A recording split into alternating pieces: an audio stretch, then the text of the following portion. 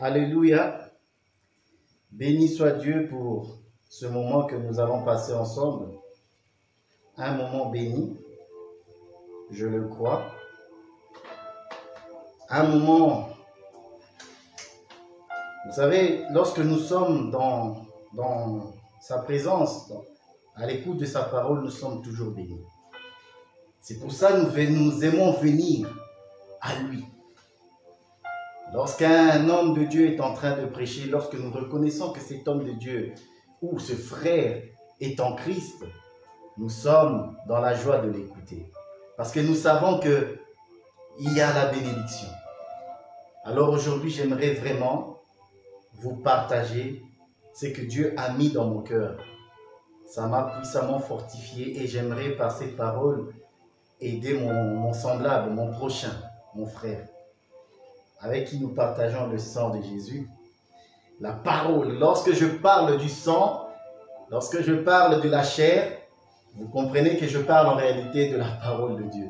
Nous ne sommes pas de ceux qui invoquons le sang de Jésus à la olé olé. Non, nous savons ce que nous disons.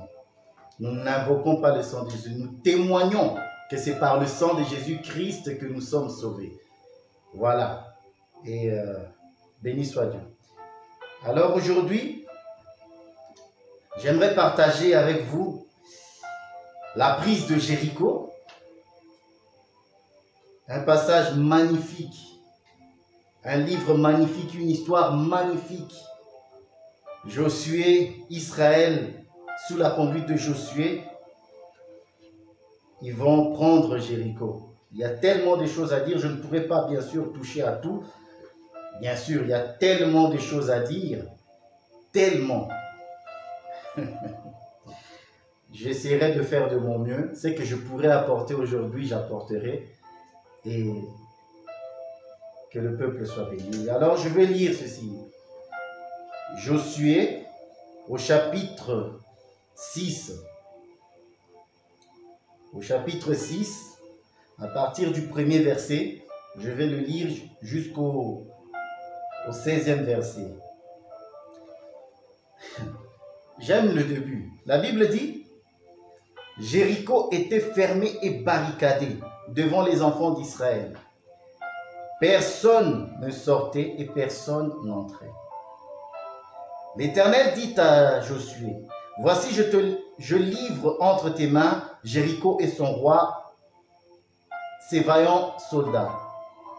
Faites le tour de la ville, vous tous les hommes de guerre, faites une fois le tour de la ville. Tu feras ainsi pendant 6 jours. 7 sacrificateurs porteront devant l'arche des 7 trompettes retentissantes. Le 7e jour, vous ferez 7 fois le tour de la ville. Et les sacrificateurs sonneront des trompettes. Quand ils sonneront de la trompette retentissante, quand vous entendrez le son de la trompette, tout le peuple poussera des grands cris. Tout le peuple poussera de grands cris. À quel moment? Lorsque la trompette sonnera, lorsque les sacrificateurs vont faire retentir la trompette, alors le peuple pourra crier. Alléluia. J'aime ça, il y a déjà beaucoup de bonnes choses. J'arrive, je suis dans la lecture. Quand ils sonneront de la trompette retentissante, quand vous entendrez le son de la trompette, tout le peuple poussera des grands cris. Alors la muraille de la ville s'écroulera et le peuple montera, chacun devant soi. Amen. Seulement lorsque la trompette sonnera, lorsque le peuple de Dieu aura entendu la trompette, il poussera des cris, alors la muraille tombera. La muraille ne tombera pas avant. La muraille ne tombera pas pendant que vous marchez, vous faites le tour. Non. La muraille ne tombera pas pendant que les sacrificateurs vont sonner de la trompette. Non. La muraille va tomber lorsque les tours seront affranchis. La trompette sonnera et les cris du peuple montera. Alors la muraille s'écroulera. Amen. Dans ce passage, dans cette histoire, je vais marteler sur l'importance de la trompette.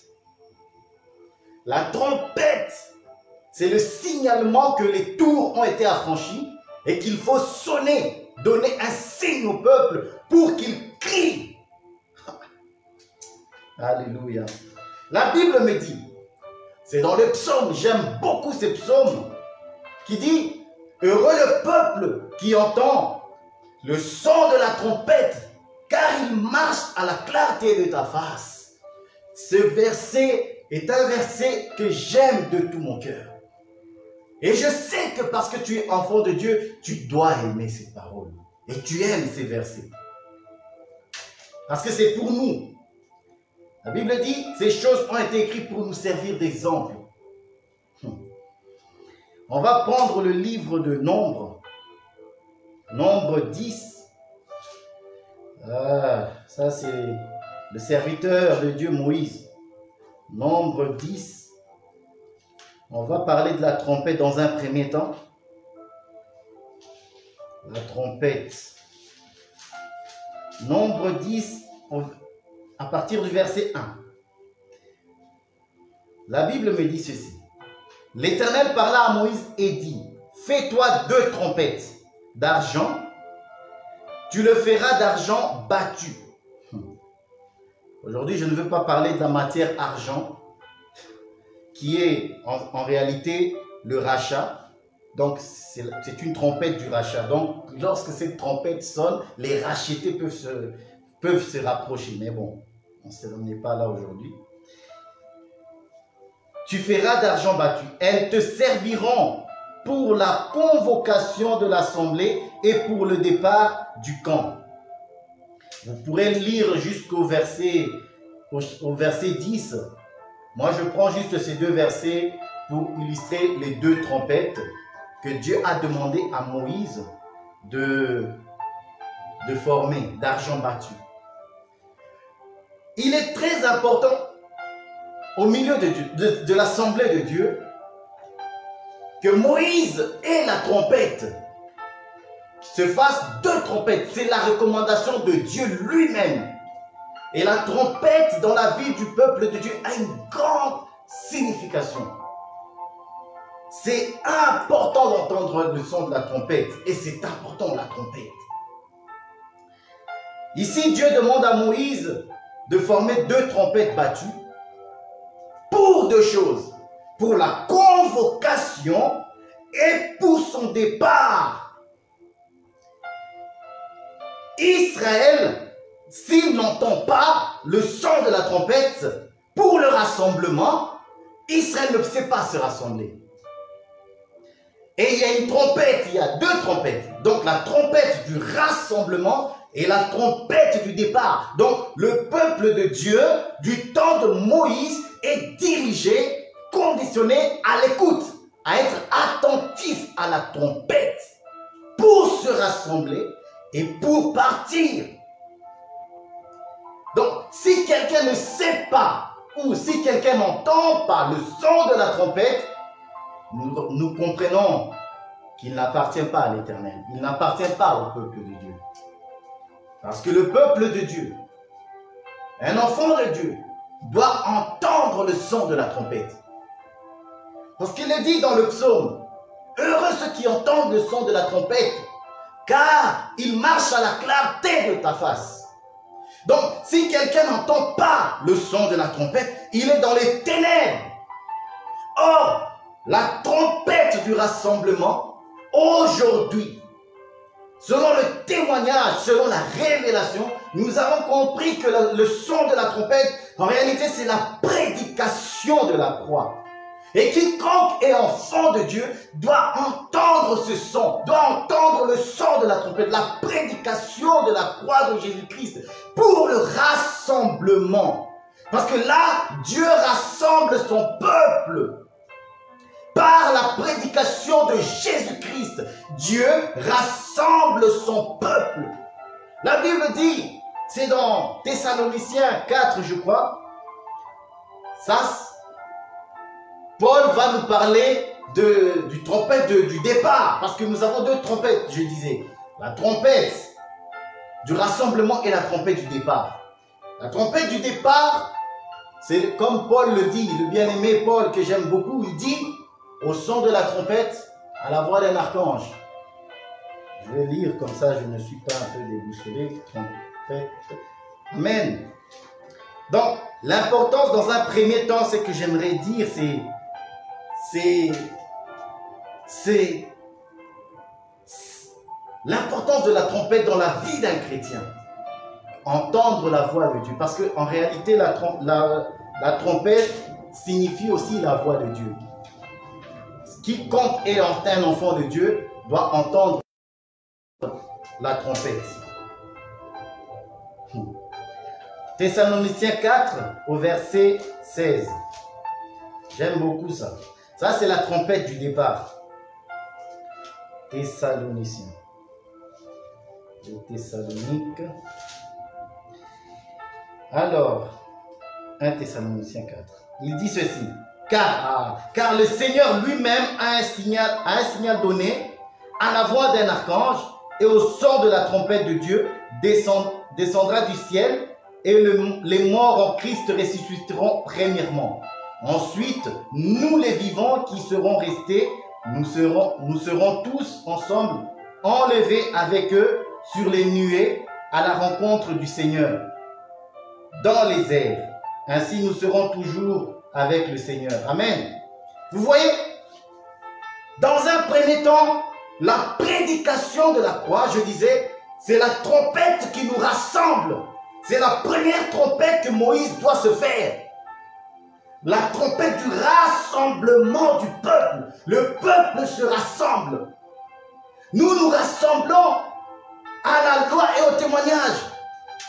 La Bible dit, Jésus-Christ étant la pierre angulaire, nous sommes rassemblés. Aujourd'hui, Dieu sonne de la trompette. Et quiconque ne se rassemble pas n'est pas de Dieu. Heureux nous sommes parce que nous savons, nous reconnaissons le son de la trompette. Pourquoi le son de la trompette est important? Pourquoi il faut entendre le son de la trompette? Je retourne dans Josué et maintenant je vais pouvoir commenter. Pourquoi il faut entendre le son de la trompette? Parce que c'est ici. La Bible dit, Jéricho était fermé et barricadé devant les enfants d'Israël. Jéricho était fermé et barricadé. Tu ne peux pas entrer en Jéricho, c'est pas possible. Il dit, personne ne sortait et personne n'entrait. Personne n'entre et personne n'en sort. Mais Dieu va montrer à Josué, Dieu va lui dire, voilà comment tu vas prendre Jéricho. En tournant, en faisant le tour, avec les vaillants héros et les sacrificateurs munis de trompettes.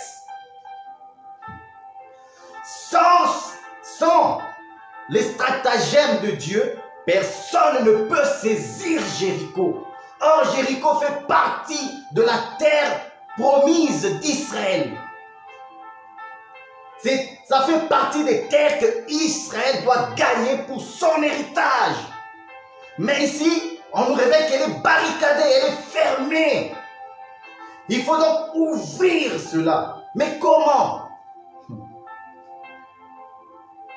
Faites donc le tour de la ville. Vous tous, hommes de guerre. Donc, pendant 6 jours, ils vont faire le tour. Ils vont tourner avec les sacrificateurs. Et rien. Le 7e jour, la Bible dit, ils ont fait 7 fois le tour. Et après 7 fois, avec le peuple. Les trompettes ont retenti et le peuple a crié. Nous avons ici 6 jours où le peuple de Dieu tourne la vie, parce que c'est son héritage. Il est question de prendre ton héritage. Le peuple d'Israël doit tourner pendant 6 jours. Mais le 7e jour, la Bible dit, ils ont fait 6 tours plus 1. Donc ils ont fait 7 tours plutôt, excusez-moi. Pendant 6 jours, ils ont tourné. Et le 7e jour, ils ont tourné 7 fois. Or, la parole de Dieu me dit dans le psaume 12, j'aime beaucoup ce psaume. Les paroles de l'Éternel sont pures. Psaume 12, au verset 7, il dit, les paroles de l'Éternel sont des paroles pures, un argent éprouvé sur 7 creusets, 7 fois épuré. 7 fois épurée. Donc, elle est éprouvée par le feu pour être parfait. Alléluia. Les paroles de l'Éternel sont des paroles pures. Donc, tout ce que Dieu annonce sont des paroles pures, certaines et dignes de foi, Paul va souligner. Un argent éprouvé sur terre au creuset et 7 fois épuré. Donc nous retrouvons encore ici le chiffre 7. Comme Genèse nous dit, Dieu a créé en 6 jours et le 7e jour, il s'est reposé. Dieu se reposa le 7e jour. Le 7e jour. Alors je vais parler un peu du chiffre 7. Pourquoi? Parce que Jéricho est barricadé. S'il n'y a pas de chiffre 7, le peuple ne pourra pas prendre possession de son héritage. Il faut donc que le 7e jour arrive. Et au 7e jour, la Bible dit, ils ont fait le tour 7 fois. 7 fois le tour. 7 fois le tour et les trompettes ont retenti. Oh, nous savons que le 7e jour, c'est le jour du sabbat. Donc il faut bien que le jour du sabbat arrive pour le peuple. Il faut que le 7e jour arrive pour pouvoir hériter. Le 7e jour, c'est là que les trompettes vont sonner. Et le peuple va entendre le son de la trompette et le peuple pourra crier. Or, nous savons que le 7e jour, en réalité, c'est un homme. Cet homme pouvait dire, je suis le fils de l'homme et le maître du sabbat. Il est lui-même le repos. C'est pourquoi il dit, vous tous qui êtes fatigués, venez, je vous donnerai le repos. Parce qu'il est lui-même ce repos-là. Donc, nous voyons que le 7e jour, en réalité, représente un homme. Représente Christ. Je dis Jésus. Jésus est le 7e jour. Christ est le 7e jour.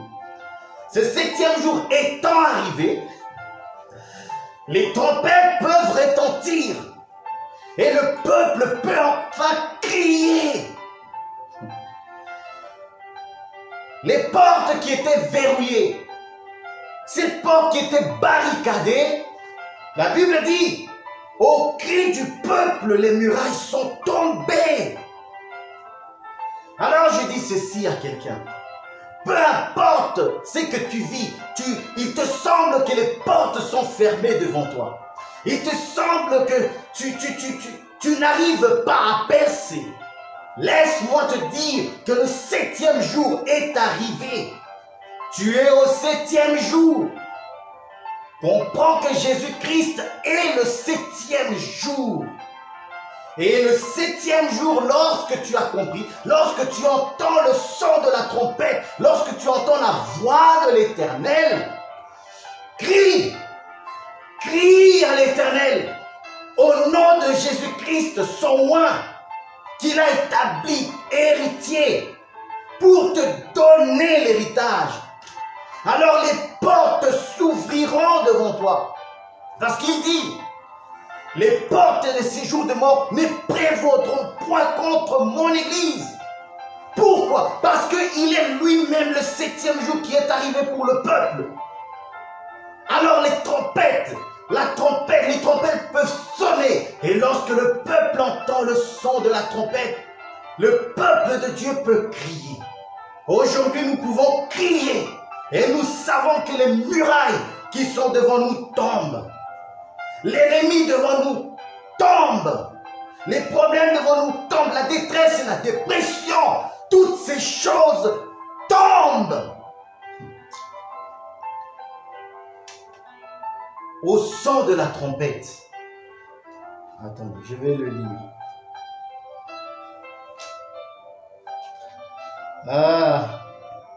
La prise de Jéricho. C'est magnifique. J'aime beaucoup cette exhortation. J'aime beaucoup la parole de Dieu. Parce que quiconque se trouve dans la détresse, au son de la trompette, lorsque la prédication vient, on trouve de la force. Parce que nous sommes fortifiés dans l'homme intérieur. Là où nous étions faibles, la parole de Dieu vient nous donner la force de crier. La parole de Dieu vient nous révéler qu'en réalité, nous sommes au 7e jour. Nous sommes dans le jour du Seigneur. Je vais dire, parce que le peuple a tourné 6 fois. Mais le 7e jour, ils ont tourné 7 fois. Nous pouvons voir que c'est une partie. Au total, ils ont fait 13 jours. Nous pouvons diviser ces jours-là comme la loi et le témoignage. Pourquoi? 6 jours ils ont tourné. Le 7e jour étant un jour à part, vu que nous avons dit c'est le jour du sabbat, le jour de l'Éternel, ils ont tourné 6 fois et 7 fois. Pourquoi? Parce que dans le 7e jour, il y a un jour qui appartient à ce peuple. Ce peuple-là peut enfin crier. Donc nous avons Israël et les nations. 6 jours, Israël est avec Dieu. Le 7e jour étant arrivé, c'est les nations qui vont hériter cela. Parce que c'est les nations qui vont profiter de la grâce et crier le nom de Jésus-Christ. Et les murailles tombent.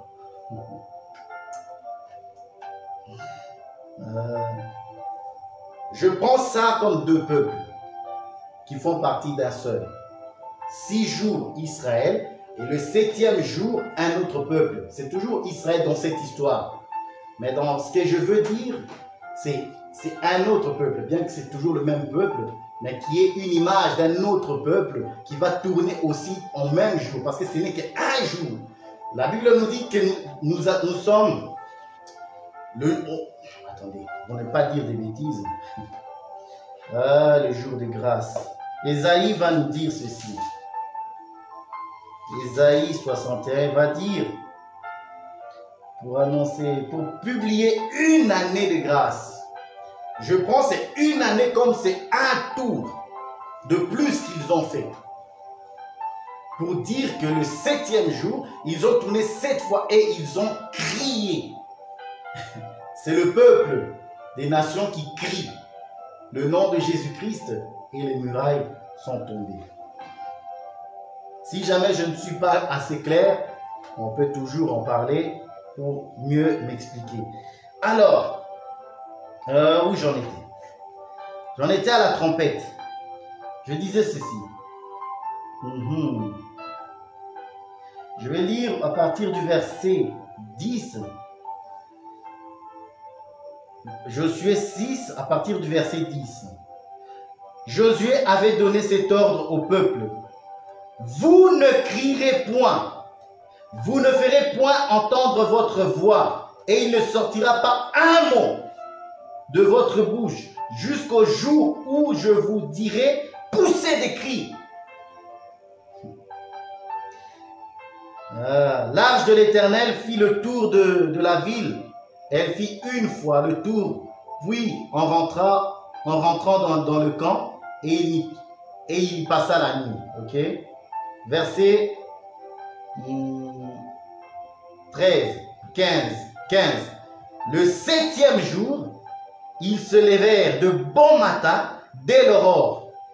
Ils firent de même manière 7 fois le tour de la ville. Ce fut le seul jour, vous voyez, ce fut le seul jour où ils firent 7 fois le tour de la ville. À la 7e fois, comme les sacrificateurs sonnaient des trompettes, Josué dit au peuple, poussez des cris, car l'Éternel vous a livré la ville. Au 7e jour, le jour de l'Éternel, il dit poussez des cris. Maintenant, vous pouvez pousser des cris. Jéricho est barricadé. Personne ne peut entrer, personne ne peut sortir.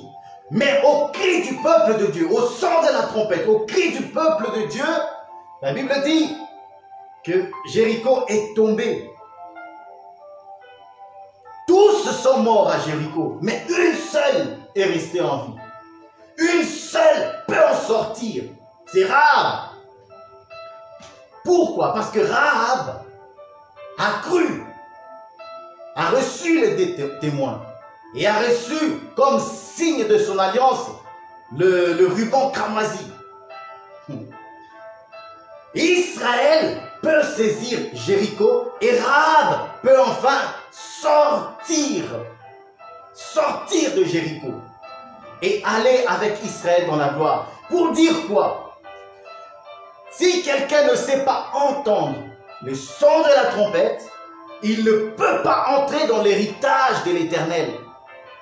Si quelqu'un ne sait pas entendre le son de la trompette, il ne sait pas sortir de la captivité. Rahab étant à Jéricho ne pouvait pas sortir. Elle ne sait pas sortir. Donc, si tu es dans la captivité, écoute le son de la trompette. Reçois les 2 témoins. Ils te donneront la parole, une alliance. Alors tu t'en sortiras. Lorsque la trompette du rassemblement viendra pour faire tomber la muraille, tu sortiras de là, vivante. Et il y a un peuple qui entre pour saisir l'héritage. Il y a un autre qui est Rahab, qui sort de la servitude. Elle peut sortir de la servitude et hériter avec le peuple de Dieu. L'héritage du royaume, c'est au son de la trompette. Si quelqu'un ne sait pas entendre la voix de Dieu, si quelqu'un ne sait pas entendre le son de la trompette, il ne sait pas connaître Dieu. Parce que lorsque Dieu parle, c'est dans l'Exode, la Bible dit, les trompettes retentissent. La voix de Dieu est comme le son d'une trompette. Tu ne peux pas connaître Dieu, tu ne peux pas hériter si tu n'entends pas le son de la trompette. C'est pourquoi Jésus va dire ceci. Mes brebis entendent ma voix et ils me suivent. Et il va encore dire, ils seront dans le sépulcre, mais ils entendront la voix du Fils et ils sortiront. Ils sortiront des sépulcres. Personne ne peut hériter, personne ne peut être sauvé s'il ne peut pas, premièrement, entendre le son de la trompette. Très important.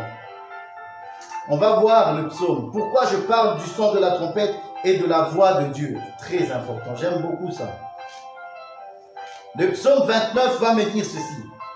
À partir du verset 4, il va dire, La voix de l'Éternel est puissante. La voix de l'Éternel est majestueuse. La voix de l'Éternel brise le cèdre.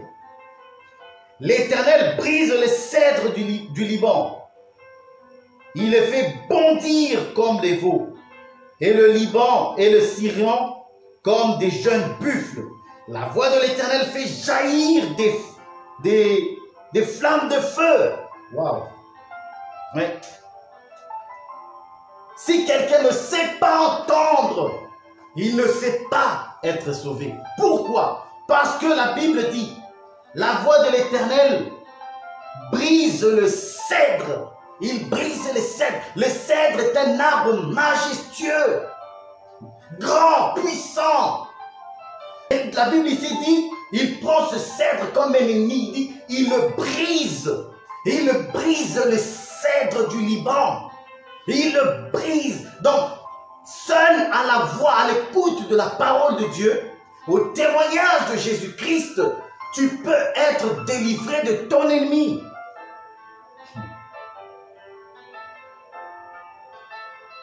La voix de l'Éternel fait jaillir des flammes de feu.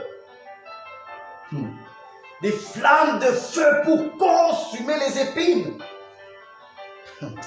La voix de l'Éternel fait trembler le désert. L'Éternel fait trembler le désert de Kadès. La voix de l'Éternel fait enfanter des biches. À l'écoute de la voix de l'Éternel, la Bible nous dit, Dieu crée en nous le vouloir et le faire. Nous sommes productifs. Nous sommes productifs et non pas stériles. Il n'y a pas de stérilité dans le royaume de Dieu. Nous ne pouvons pas être des hommes stériles. Selon qu'il est écrit, nous sommes des arbres. Et Jésus va dire, maudire un arbre parce que cet arbre était stérile. Nous ne sommes pas des arbres stériles. Nous sommes productifs. Ah, Jésus. La voix de l'Éternel fait enfanter des biches. Elle dépouille les forêts. Vous voyez pourquoi il faut entendre le son de la trompette, la voix de l'Éternel? Parce que à l'écoute de la voix de l'Éternel, tu as la connaissance que ton ennemi en réalité est dépouillé. L'ennemi est dépouillé. Alors tu peux crier tu peux crier à l'Éternel et voir les portes s'ouvrir. Tu peux crier à l'Éternel et être sauvé. Tu peux sortir de Jéricho. Tu peux entrer en possession de ton héritage au son de la trompette.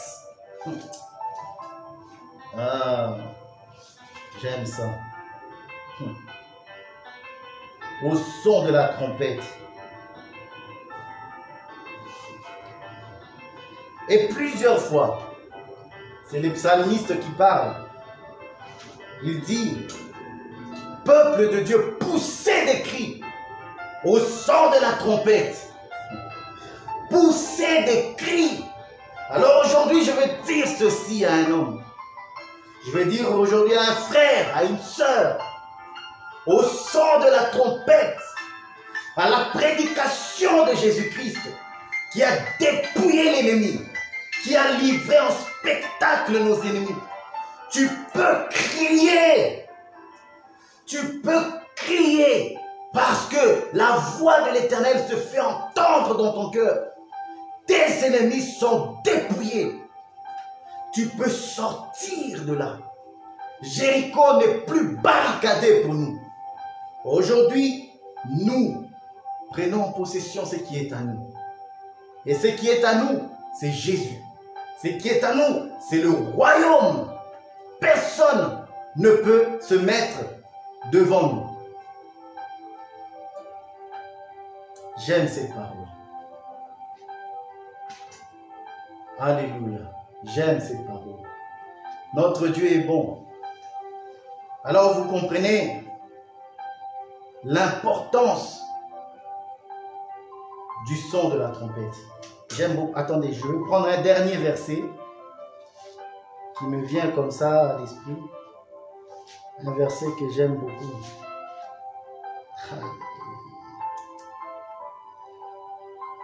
Très important d'entendre la voix de Dieu.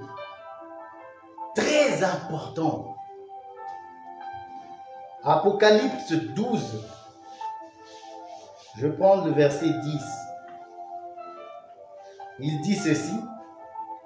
Et j'ai entendu du ciel une voix forte qui disait, maintenant le salut est arrivé, et la puissance et le règne de notre Dieu, et l'autorité de son Christ, car il a été précipité, l'accusateur de nos frères, c'est lui qui les accusait devant notre Dieu jour et nuit.